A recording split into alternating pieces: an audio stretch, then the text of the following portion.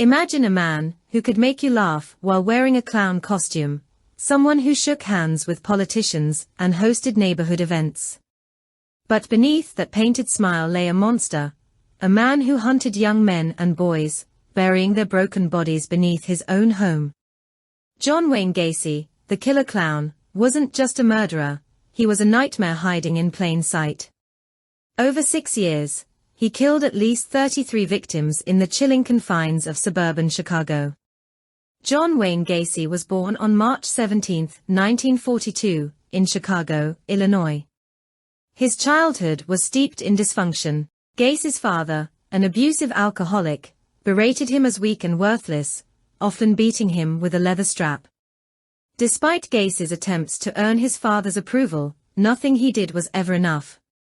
These early years planted the seeds of rage and insecurity that would later define his actions. Gacy's health issues further isolated him. Fainting spells and a congenital heart condition kept him from joining in the roughhousing of other boys. His peers saw him as an outsider, and he often sought solace in solitude. But beneath this troubled boy's surface brewed a desire for control and power, a dark hunger that would manifest in terrifying ways. Gacy's life appeared to take a turn for the better as an adult. He married, moved to Iowa, and managed several KFC restaurants owned by his father-in-law. He became involved in the Jaycees, a civic organization, where he was seen as ambitious and charismatic.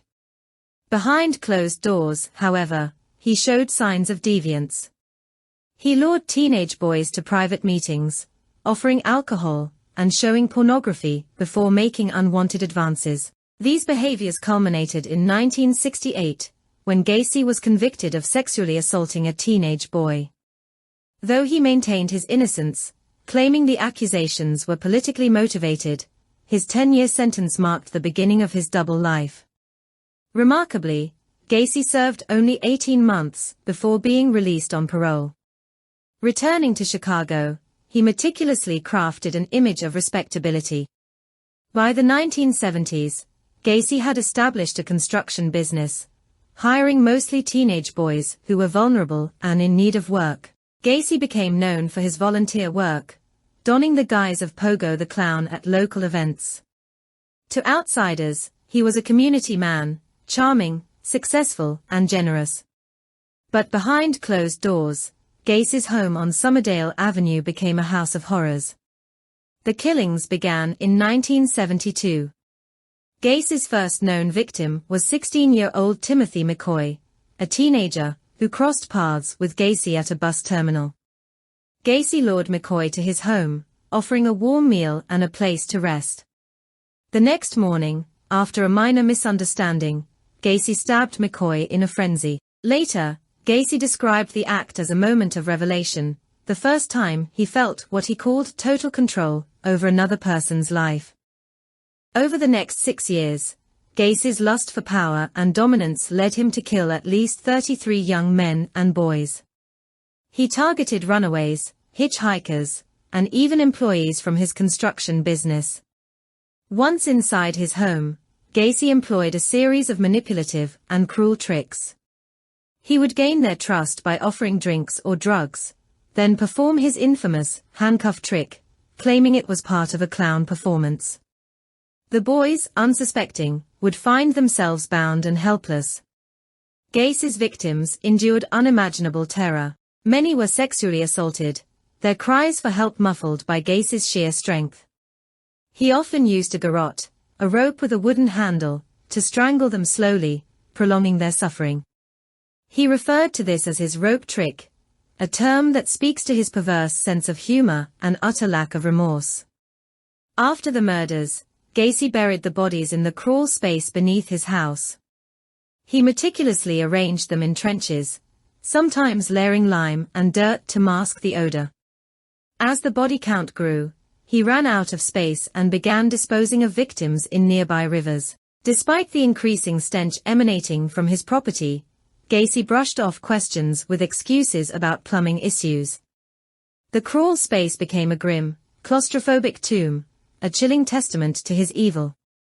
Gacy's ability to maintain his facade of normalcy is perhaps the most disturbing aspect of his story. By day, he was a respected contractor and community figure. His neighbors saw him as generous and jovial, often hosting elaborate parties. He performed as Pogo the Clown, bringing laughter to children's birthday parties and hospital events.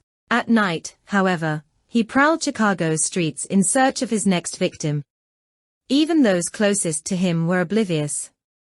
Gacy's second wife, Carol Horff, grew suspicious of his erratic behavior. She noticed strange odors in the house, which Gacy dismissed as mold or dead rodents. His mood swings and frequent absences strained their relationship, ultimately leading to their divorce. Yet, even she never suspected the horrors unfolding beneath their home.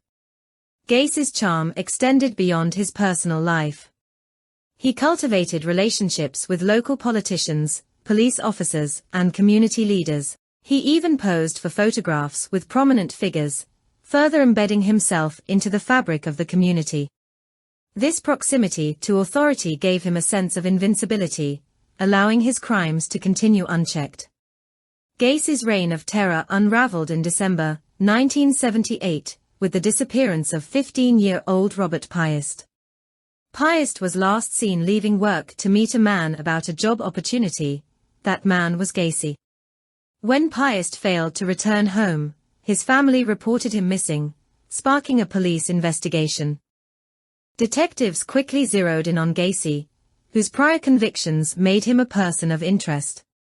At first, Gacy denied any involvement, even inviting officers into his home to search for evidence.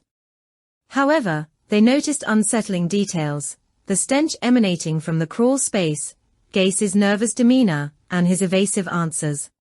A search warrant revealed chilling evidence, including a class ring belonging to one of the missing boys and clothing items too small to belong to Gacy.